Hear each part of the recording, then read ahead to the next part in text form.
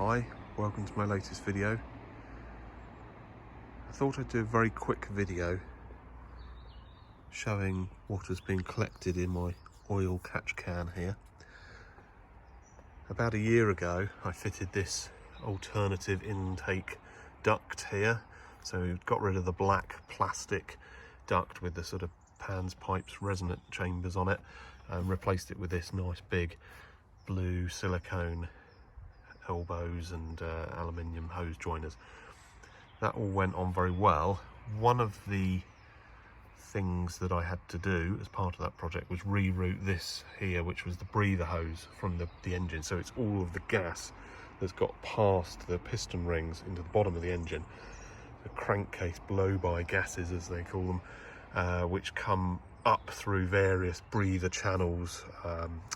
There's one that kind of comes up around the front and then across, and then atop across the cam shaft casing and comes out over there. And on the standard setup, that just goes straight into here, leading to a lot of grot and oil, soot, smoke, oily rubbish going straight into the engine. Because the air filter's here, you see, so the air comes in through the filter, you've got lovely clean air, and then it's polluted by all that grot that then goes straight into the engine. It really doesn't do the engine any good. It reduces performance. It just really is just horrible. Why do they do it? Well, it's for emissions reasons, you see, because you can't just sort of dump that oil out onto the road. You have to do something with it. The obvious thing is to burn it and then send the resulting fumes and smoke out of the exhaust. But of course, engines require air, and either diesel or petrol, and pure air, not air that's been filled up with a load of smoke.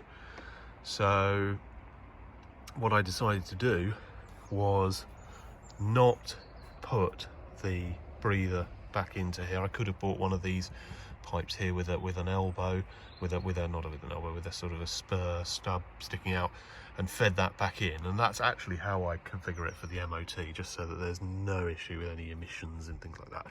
The rest of the year I send that down here into one of these catch cans, and then this pipe here coming out, that's still got fumes, but the oil and the grot has been collected in this can. Okay, it's quite a common modification that a lot of people do. And what you can do is you could then feed that pipe back into here if you wanted to, but that's still going to put a lot of inert gas, a lot of fumes that have already been burnt, already had all their oxygen taken out of them, back into the inlet charge, which really won't do your economy or your 0 to 60 time any good at all. So this pipe on mine currently just ducts down the back of the engine to a breather, to one of those little sort of K&N breather things that just allows those fumes to kind of come out under the car. Originally it was coming up over here, I think, but I could actually smell the fumes in the car. They were finding their way into the heater air intake, and I could smell them. So by putting them down underneath the car, the air that passes underneath the car will drag the fumes off underneath and out the back without them finding their way into the heater, into the cabin. So one thing that I do get asked by a lot of people is this whole setup worth doing?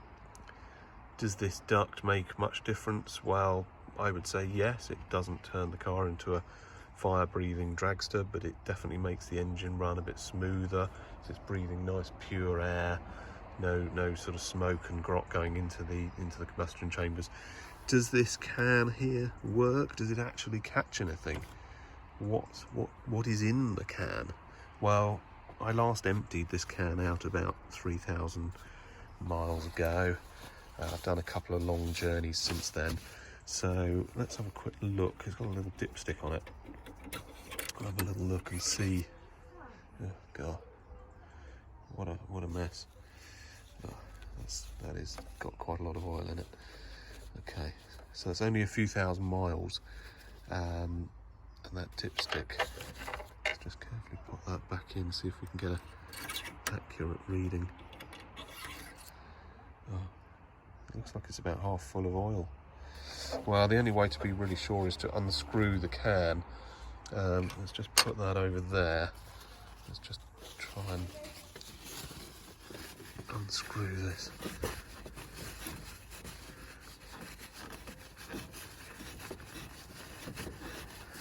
So I've designed this bracket so that the bottom of the can can easily be unscrewed and then lifted away. Oh God, it's really full. Oh, God. Right, well, if ever there was any doubt about the need for an oil catch can on a Freelander 2, this is it. There you go, that's probably about 2/3 full of thick black oil. So that is oil that has been polluted by the soot and the smoke that gets past the piston rings. It's then travelled as a mist up through the breather pipes, up around here, across there, down that pipe, before it is eventually trapped by, I don't know if you can see it, but underneath there is, I don't know if I can get the brightness to adjust at all, but no, I don't know if you can see that. I'll try and play around with the brightness when I edit this video, but there is a sort of a breather mesh, a little sort of thing that's supposed to trap the oil and sort of make it drip out into the can, and then the idea is then that this pipe here that goes off down the back of the engine to the breather doesn't have any oil in it. It's just sort of fumes and that sort of thing. So, right, well, the good news is it doesn't look like there's much water in there. That would be worrying. There's a little bit of condensation around the top of the can, but you're going to get that. But that is oil. I suppose there's always the worry that the oil could be floating on top of a load of water, but water would be a concern because that would indicate some sort of gasket, head gasket issue or something like that. But just oil, as horrible as it is, that is what is generated by diesel and petrol engines, and that would normally have gone into the intake duct and gone into the combustion chambers, spoiling your fuel air ratio, messing up your diesel, and just generally making your engine run like rubbish, really. So much better to catch it in a can there. I'll need to go and empty this somewhere, don't know where, but certainly not back into the engine. No way. This is dirty oil. It's not fit for reuse. So yeah, I hope that was a useful video. If you would like one of these catch cans or one of these brackets, I sort of make and sell these brackets. You can buy just the bracket, or you can buy it with the can if you want.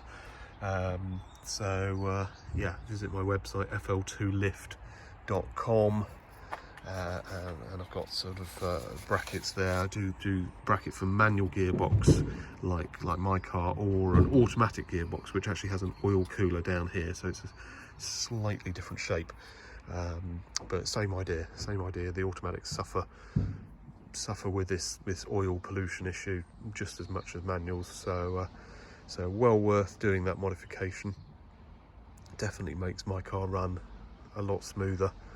It feels better, feels more responsive, more powerful, and it's just nice to know that the engine is just breathing pure clean air, just air and then diesel, no smoke, no fumes, no soot, no oil, none of that rubbish going in and messing everything up.